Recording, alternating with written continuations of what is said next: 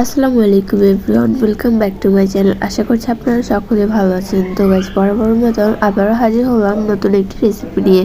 তো গাইজ, আজকে আমি দেখাবো কিভাবে আপনারা সহজেই ঘরে তৈরি করতে পারবেন চকলেট গানাশ রেসিপি।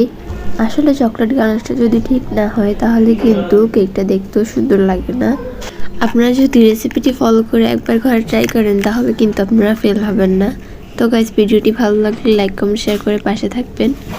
গানাশটি বানানোর জন্য ফার্স্টে একটা বাটিতে আমি দিব 1 কাপ দুধ। দুধের পরিবর্তে আপনারা এখানে পানি ইউজ করতে পারেন, কিন্তু দুধটা দিলে টেস্টটা ভালো আসে। তো তারপর এখানে আমি দিব 2 টেবিল চামচ কোকো পাউডার। তারপরে এখানে দিব 1 টেবিল চামচ কর্নফ্লাওয়ার, হাফ কাপ দিব চিনি।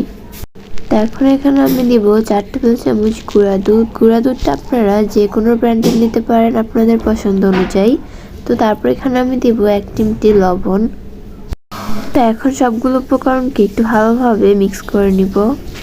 তো একটু ভালোভাবে মিক্স করে আমি এখানে দিয়ে দিব হাফ চা চামচের মতো চকলেট পেস্ট। তো তারপর এটাকে আমি চুলায় বসিয়ে দিব। চুলায় বসিয়ে কিন্তু এটাকে অনবরত নাড়তে হবে, নাহলে কিন্তু নিচে দিয়ে লেগে যাওয়ার সম্ভাবনা থাকে। তো কিছুক্ষণ পর দেখবো এটা কিন্তু অনেকটাই ঘন হয়ে আসছে। এরপর যে আমি এখানে দিব 100 গ্রাম ডার্ক চকলেট। ডার্ক চকলেটটা আপনারা যে কোনো সুপার শপেই পাবেন। তো চকলেটটা দেওয়ার পর এটাকে একটু ভালোভাবে মিক্স করে নিব। চকলেটটা দেওয়ার সাথে সাথে কিন্তু এটা গলে যাবে। তো এরপর যে আমি এখানে দিব 1 টেবিল চামচ বাটার। বাটারটা দিয়েও বাটারটাকে আমি খুব ভালোভাবে গলিয়ে নিব। তো এটা গলিয়ে নেওয়ার পরে আমি চুলা থেকে নামিয়ে এটাকে অনবরত নেড়ে চেড়ে ঠান্ডা করে নিব। তাহলে কিন্তু তৈরি হয়ে যাবে আমাদের পারফেক্ট চকলেট গানাশ। তো এই গানাশটা কিন্তু আপনারা যে কোনো চকলেট কেক ইউজ করতে পারেন।